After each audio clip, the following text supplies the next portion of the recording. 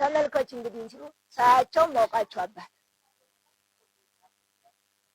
ከመድረኩ ላይ ሆነው የሆነ ጓዝ ይዘዋል በእጃቸው ቃለ እግዚአብሔር ይዘረዝራል። ልጆቻቸው ነፍስ ልጆቻቸው በሙሉ አሉ። በዓለም ላይ ሲኖሩ አንዲቱ ልጅ ሳይመክሯት የሌሎችን አባቶች ትምህርት እየሰማይ ለነፍሷ የምትጥራለች፣ ባልታከብራለች፣ ትዘክራለች፣ ትቆማለች። ጎበዝ ናት። በሰንበት ቀን እንዲህ ብላ ቅስቅስ አትልም። እንደው ጎበዝ የሆነ ልጅ አንዲት ልጅ አለቻቸው።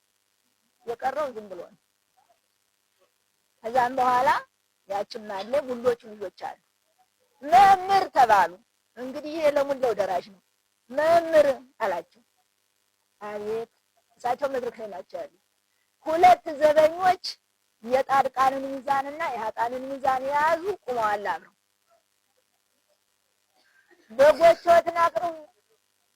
በጎቾትን አቅርቡ ተባሉ። ዝም።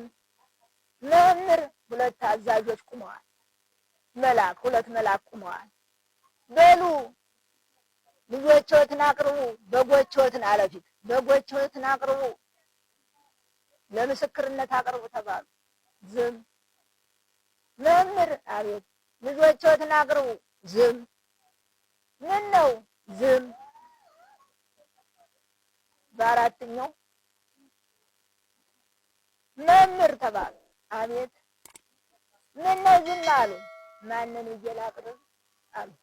እንግዲህ አላስተማሩም ማለት ነው። እፍረት ነው ብያችኋል። እፍረት። ማንን ይላቅርብ ባሉ ጊዜ ኃጥአን ከሆኑ በኃጥአን ሚዛን ይነሱ አላቸው። ቆጣሉ። ዝም። ያች ደህና ሴት የሆነችው አንዷ በራሷ ስራ ስትሰራ የኖረችው ያልኳችሁ ዘበኛው ከዚህ አንስቶ ሰው ሁሉ እየተቀጠቀ ሄዶ ምን ያነሳታል? የጻድቃኑ ሚዛን ከዚህ መጨበጫው አንድ ሆኖ ከዚህ ወደዚህ ሰፊ ነው፣ በወርቅ የተለበጠ ነው። ሲያዩት ደስ ይላል። አንድ ሰው ያስቀምጣል። እንዲህ አድርጎ ነው ሰቅስቆ የሚያነሳ አንድ ጊዜ ነው። የኃጥአኑ ሚዛን ደግሞ ሁለት አይነት ነው። እንዲህና እንዲህ ነው የያዘው። አንድ እንትን ነው፣ አንድ ወታደር ነው የያዘው። በሁለት ገጥ ነው የያዘው። ያንደኛው ግን የብርሃኑን ሚዛን የያዘው ያችን ሴት አደናችን ሴት ብድግ ያረጋት ጊዜ ያ ሁላ ህዝብ ቅናት አለች። ነው ገና እንደው እንዲህ አድርጎ ያዛት።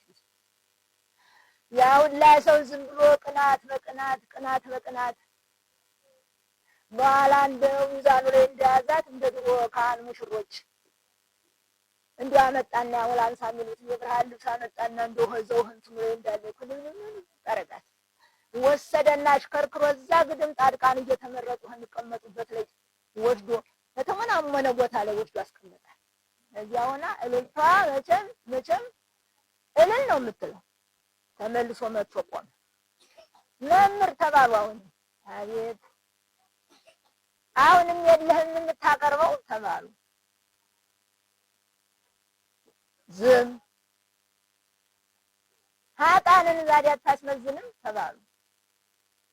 እሳቸው ዝም ሲሉ ኃጥአን የተባለ አንዱ ልጃቸው ጋር ተጣልተው ሳይታረቁት ዝም ብለው ነው የሚኖሩ።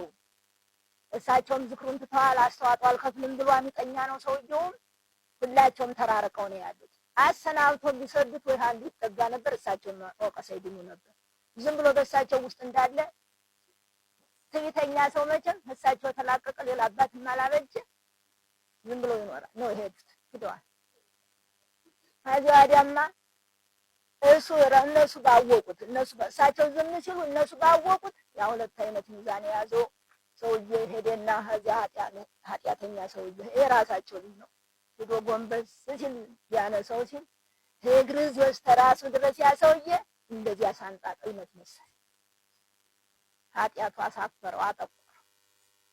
በኃጥአን ተመስሎ ሄዶ ሲጎነበስበት በቃ ቅልምት መሰለ። ገና ሳይገባ ሀሳቱ ያን ጊዜ ብድግ ቀለና ተናደደና ወደ አባቱ የታውቀሃለሁ አላቸው። ይሄ ነው የሚደርሰን ወገኖች። የታውቀሃለሁ ለመሆኑ አንተ አባቴ ነህ አላቸው። አላውቅህም። አንድ ቀን ቁመህ አስተምረኸኝ ታውቃለህ?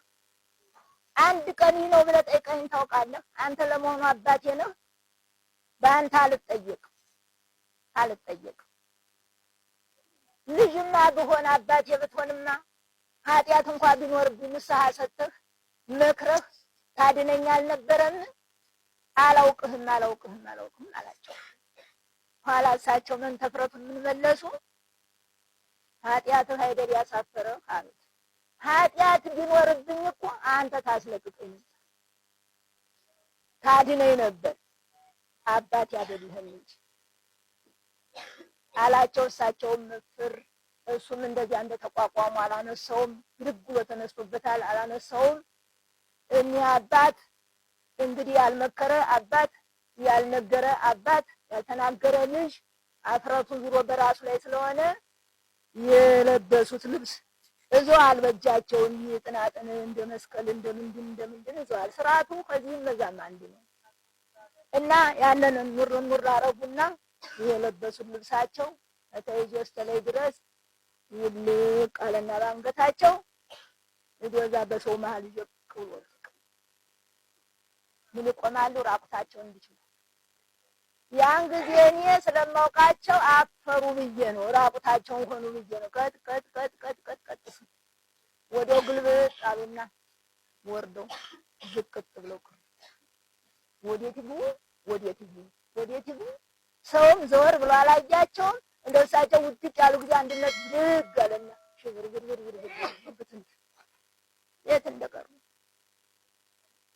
እዛ ወዲያ ሁሉም ሲበታተን እኔም ህው ብዬ ወርጄ መጣሁ። እዛ ወዲያ ምን ልናገር? ከዛ በኋላ እገሌ የተባሉት አባት እንዲለው ወደቁ። እገሌ በተባለው ልጃቸው የምን ፍረት ነው እንዴ?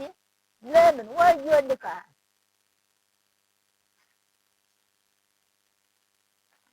ይሄ ነው ዘመዶች። የዕጣን ሚዛን ሁለት የሚሆንበት ምክንያት አለ። ጻድቃን መቼም ታምኖበታል፣ እምነቱ ታውቆለት ያው በብርሃን ሚዛን ይነሳል፣ ባንድ ይነሳል።